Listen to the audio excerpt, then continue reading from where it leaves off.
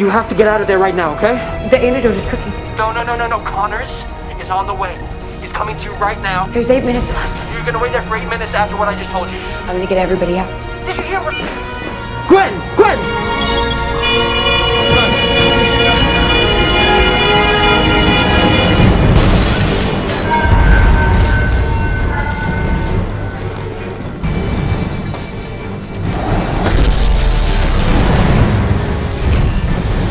Time remaining, 1 minute.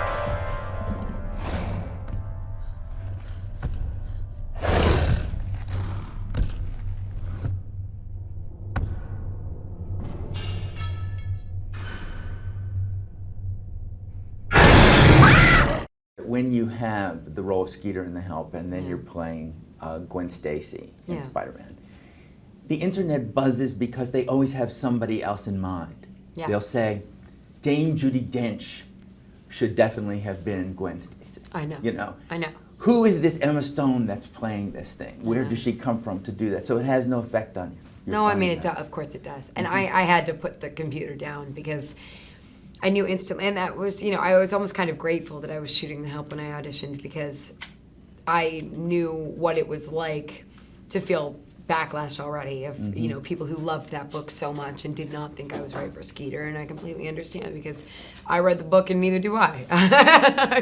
I just felt incredibly lucky, and how do you say no to an opportunity like that? You don't. There came a point where I was like, I'm not going to sleep at night if I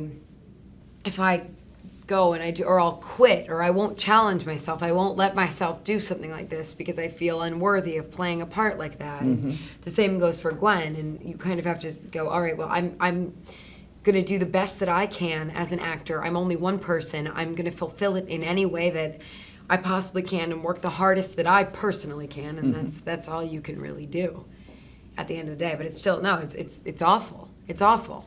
Not being able to please every person and what their version of that character is in their heads that they've loved for so long. Yeah. Well, then you've established it, so then they have to deal with it, and then they either love or they just give you unchecked hate.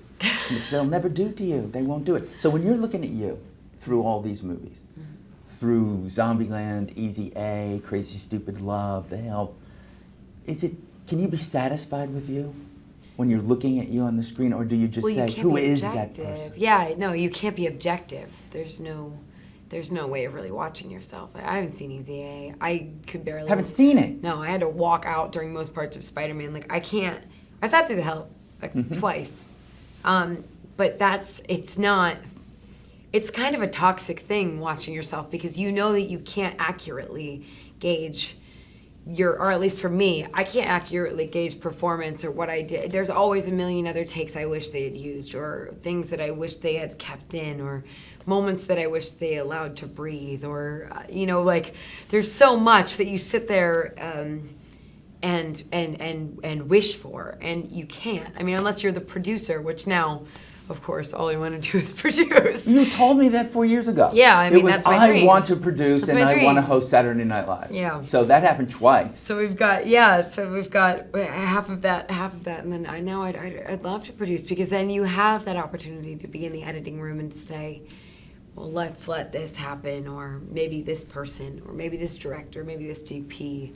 And you can't control that as an actor. You're more of a gun for hire, and you kind of have to just know that you're doing the best that you can at the time, and then not watch yourself in judgment at the end, because it's like when you beat yourself up for a decision you made 5 years ago, but you made the best decision you could with the information you had at the time. You didn't know all that you know now. So you have to do that with performance too, or at least I do.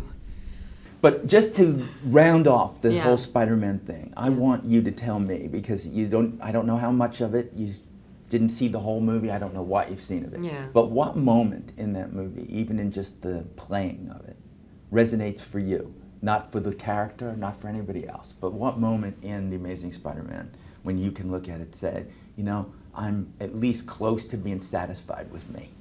The moment in the floor or on the floor in the bedroom where I'm tending to his wounds, and we're talking about my father and all of that. That was when I first really got to do a scene with Andrew, and that felt that was a really organic, lovely day.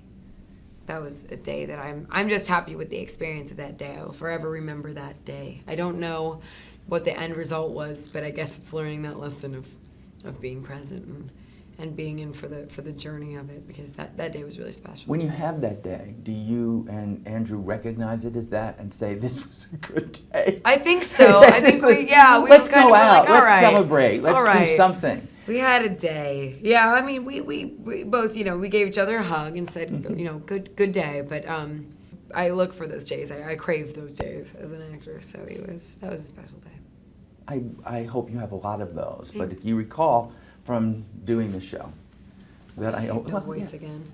You always say that. But I before know. I even get to that, I want to bring up this thing about your voice. It's really distinctive. Yeah. You've come up with every excuse I could ever have heard about it. Yeah. I had colic when I was a baby. Yeah.